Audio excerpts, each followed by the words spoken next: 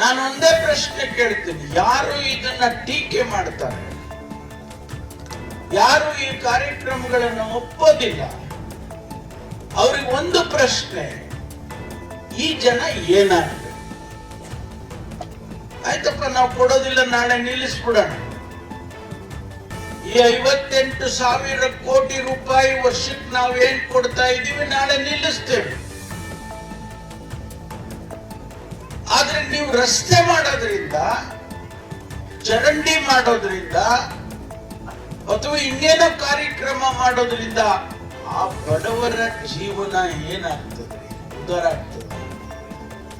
ಹಂಗಂತೇಳಿ ನಾವು ರಸ್ತೆ ಮಾಡೋದು ನಿಲ್ಸಿದೀವ, ಮನೆಗಳು ಕಟ್ಟೋದು ನಿಲ್ಸಿದೀವ,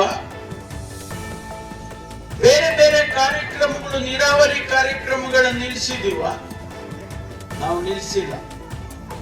ಒಂದಿಷ್ಟು ನಿಧಾನ ಆಗಿರ್ಬೋದು, ಒಪ್ಕೊಳ್ತೇನೆ.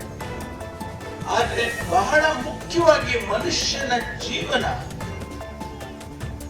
ಸಾವಿರಾರು ವರ್ಷದ ಶೋಷಣೆ, ಅದು ಮುಂದುವರಿಬಾರದು ಅನ್ನೋದೇ ನಮ್ಮೆಲ್ಲರ ಉದ್ದೇಶ ಅನ್ನುವಂತ ಮಾತನ್ನು ಇವತ್ತು ನಾನು ಹೇಳ್ತೇನೆ.